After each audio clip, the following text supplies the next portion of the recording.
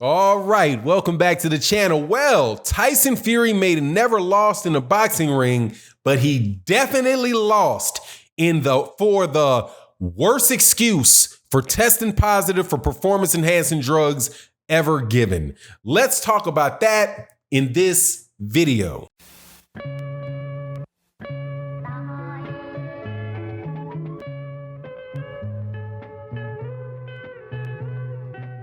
All right, welcome back to the channel. So Jarrell Big Baby Miller breaks Tyson Fury's record for the worst excuse used to justify popping dirty on a performance-enhancing drug test. And I must say, Jarrell Miller stands alone in all of the boxers that have been caught or busted using performance-enhancing drugs. Let's talk about it. I can't even believe this dude said this stuff. So first and foremost, let me give you a little background on Jarrell Big Baby Miller. Jarrell Big Baby Miller last in April of 2019 I think this might have happened in March of 2019, was on his way to a career high payday to fight a title shot for 3 of the major championship belts against Anthony Joshua in his hometown of New York City, and blew it.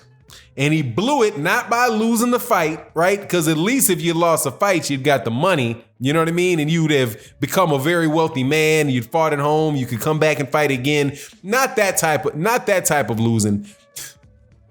He lost by testing positive for performance-enhancing drugs.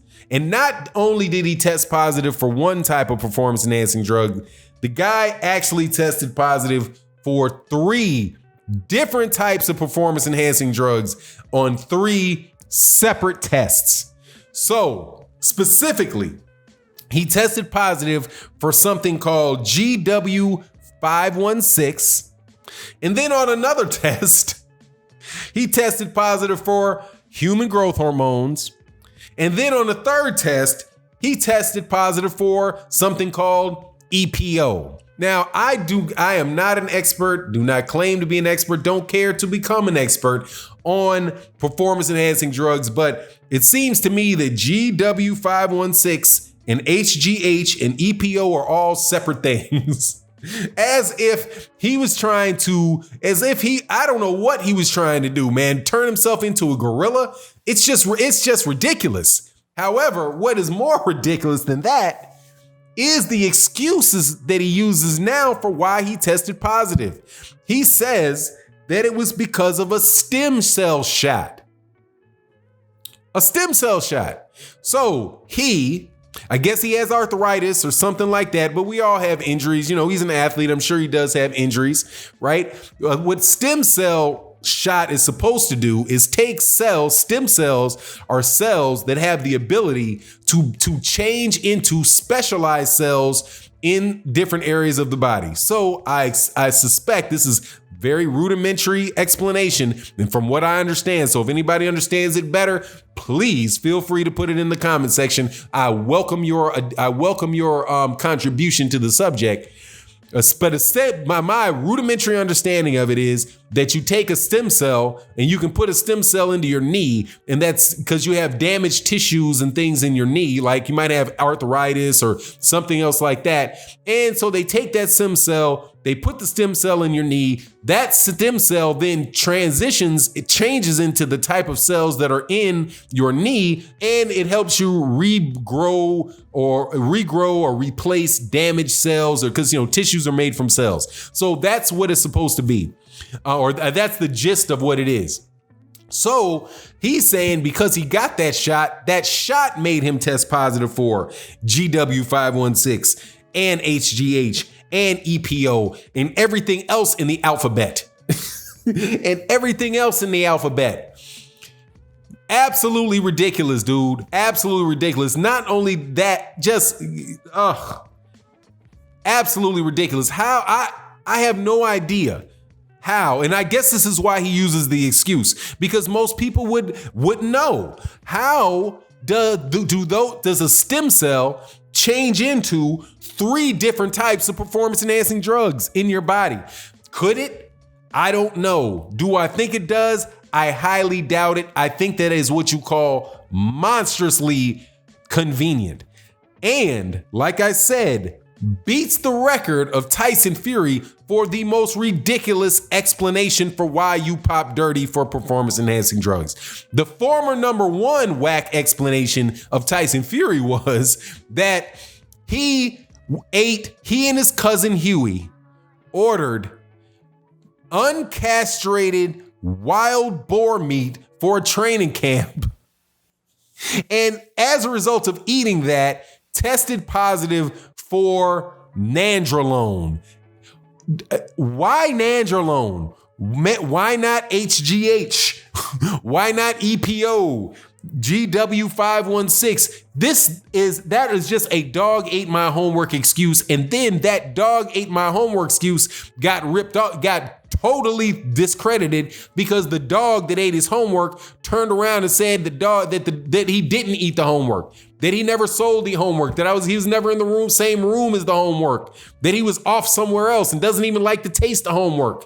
That being Martin Carefoot, who said, no, I did not sell that stuff to Tyson Fury. I said I did because he's from my hometown and he was the champion. I was trying to help him out. Somebody that was a friend of mine and knew him came to me and asked. But then when things started getting heated up, they offered me 25,000 pounds or 25,000 pounds if I would keep up my story. So I kept up my story, but they never paid off the money. So I'm pissed. I didn't eat his homework. That came out. So who is it? I'm waiting to see, will there be now, first of all, the situations are different because Jarrell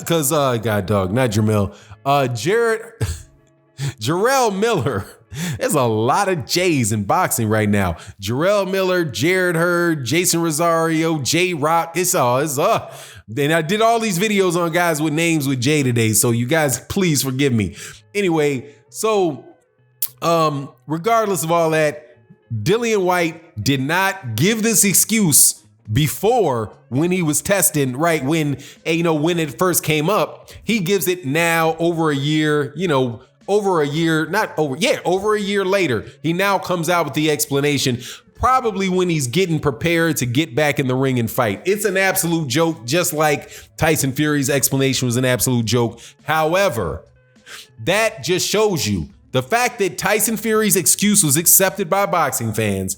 Jarrell Miller's excuse will be accepted by boxing fans too.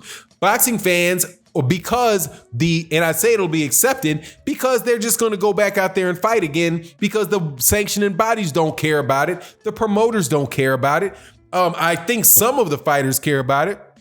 But that's not it. What's going to happen is that Jarrell Big Maybe Miller is going to get back in the ring and he's going to fight. And more than likely, he's going to get on some more performance enhancing drugs. This time, he'll probably just find a better one and wind up in a situation where, he doesn't get caught and we don't know, which is why I truly believe that they need to have very, very stiff penalties for these performance enhancing drugs. But I know that they will not.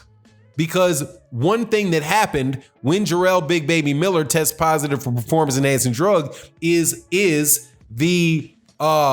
worse than anything else in boxing. From my perspective, in the minds of television networks and of promoters, the fight got changed. Or there was a chance that the fight could have been canceled. If that was Anthony Joshua that tested positive, the fight would have been canceled. Tyson Fury tests positive, the fight's going to get canceled. And when the fights get canceled and networks have already spent money and put time aside, for that time slot and done all the different things they need to do, the last thing that they want is to have their fight postponed or have the main guy not be able to fight, which washes out the entire rest of the card. So it just seems to me like they're not really going to get behind testing and punishing people too much because it affects the bottom dollar. What a lot of people don't know and which is, I believe, is very true, is that one of the reasons that there are not same-day weigh-ins anymore doesn't have to do with the safety of fighters. It has to do with the cancellation or the postponement of fights. Because if somebody, I think it was Eddie Mustafa Muhammad, had weighed in too much, had missed weight for a fight in the early 80s, and instead of taking the fight, oh no, I think maybe his opponent had missed weight. Instead of agreeing to fight his opponent that had missed weight, Eddie Mustafa Muhammad said, no, I'm not going. And I believe it's Eddie Mustafa Muhammad. If it's somebody else, please correct me. But Eddie Mustafa Muhammad said, no, I'm not going to take the fight. I'm not going to defend my belt. I think it was a light heavyweight champion at the time. I'm not going to defend my belt against this guy who came overweight. Fight canceled. As a result, HBO, who was airing the fight, is out of their money. The fight card, the other fighters that wanted to fight on the undercard of the fight, they're out of their money because the event has to get canceled. So they do what? They change the rule and they make the weigh-ins the day before. Right? Not the same day. Excuse me. It's not, they didn't do it the same day, because the day before gives you the opportunity to find somebody to replace him with or do something like that. If you have it the day, if that weigh-in is the same day, then, and they're supposed to fight later that evening, you don't have the opportunity to replace them and the fight has to get canceled. That's the reason why they moved that fight from same day weigh-ins to day before weigh-ins.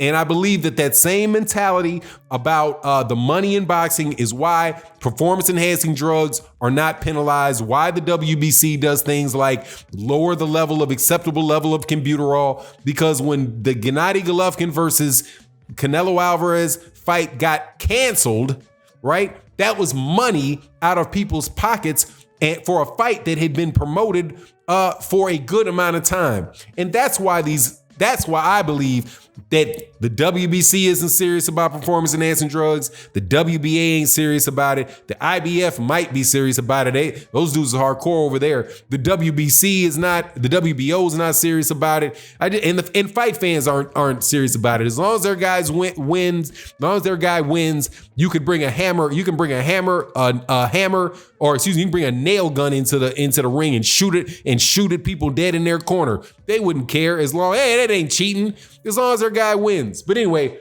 that's my take on the matter. You let me know what you think in the comment section. And with that, I'm out. Peace.